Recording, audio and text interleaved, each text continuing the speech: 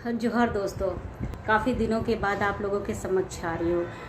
मुझे काफ़ी एसएमएस आ रहा है कि अगर आदिवासी बेटियां गैर आदिवासी से शादी करती है तो क्या उसको संपत्ति का अधिकार मिलना चाहिए, पैतृक संपत्ति पे।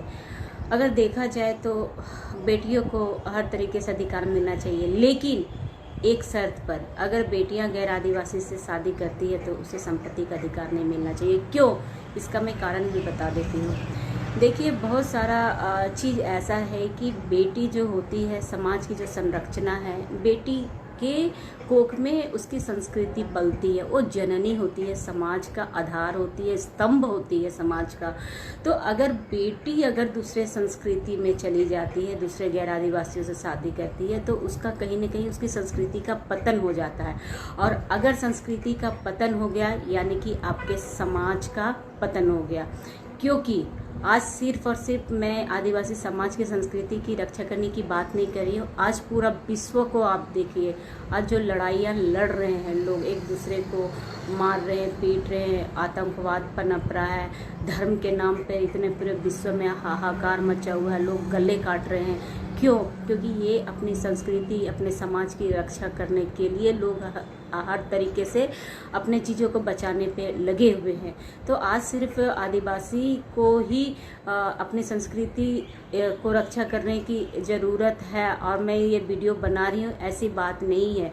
हर समाज के लोग अपनी संस्कृति को बचाने के लिए पुरजोर संघर्ष कर रहे हैं। तो आज अगर आदिवासी गैर आदिवासी से शादी करती है और वो अपने पिता के संस्कृति, अपने पिता के संपत्ति पे दावा करती है, तो ये कहाँ का मतलब न्याय है, ये बतलाइए। क्योंकि वो तो दूसरे संस्कृति में चली जाती है, उसकी अलग सब चीज़, उसका परिवेश, उसका सामाजिक परिवेश, सारा चीज़ हमारे संस्कृति से बिल्कुल भिन्न हो जाएगा। और जब वो भिन्न हो जाएगा, जब हमारे संस्कृति में आएगी, तो क्या संस्कृति का सम्मिश्रण नहीं होगा? और जहाँ पे अगर संस्कृति का सम्मिश्रण हो जाएगा तो कहीं न कहीं धीरे धीरे हमारे जो पुरखों का बचाया हुआ, हमारा जितना चीज़ भी आध्यात्मिक शक्ति हुआ, चाहे कुछ भी है, धीरे धीरे ख़त्म हो जाएगा। फिर यही होगा कि हम आने वाले कल में कहते हैं ना कि रेत में से अपना चीज़ों को बना रहे हैं कि एक बार पानी आया फिर उड़ गया। यही हो रहा है अभी। आज हमारे बीच में बचा ही क्या है? भाषा ख़त्म हो जा रही है, हमारी संस्कृति ख़त्म हो जा रही है, हमारी खान पान ख़त्म हो जा रही है। तो हम क्यों रुई में सुई डालने जैसा है, फिर रुई है सुई डालने जैसा हम उसको ढूंढते रहेंगे? नहीं, ये चीज़ कभी नहीं होना चाहिए। हम अगर संस्कृति की रक्षा और हमारी संस्कृति को बचाना है तो गैर आदिवासी से जो भी बहनें शादी कर रही है तो ठीक है, उसकी अपनी ज़िंदगी है, उसकी अपनी राय है, पर वो पुनः अपने पिता की संस्कृति पे अधिकार नहीं करना चाहिए, क्योंकि उनका कोई हक नहीं है। क्योंकि अगर उसको हक दिया जाता है तो कहीं ना कहीं सारा चीज़ आदिवासियों का ख़त्म हो जाएगा। ये चीज़ हमको समझना पड़ेगा।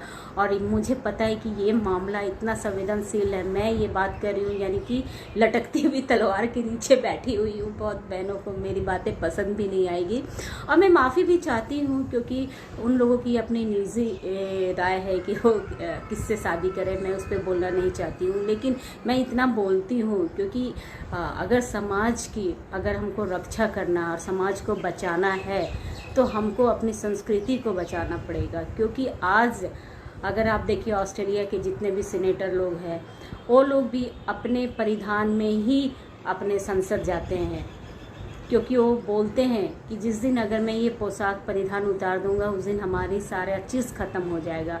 आज भाषा ख़त्म हो जा रही है हमारी। आज हम कहाँ क्या खुद को आइडेंटिफाई करने के लिए हमको गूगल में सर्च करना पड़ता है, किताबों में सर्च करना पड़ता है। हम खुद को सही तरीके से प्रमाणित नहीं कर पाते हैं कि हम कौन हैं, हमारे पुरखों का जो रीति रिवाज, आध्यात्मिक शक्ति क्या थी।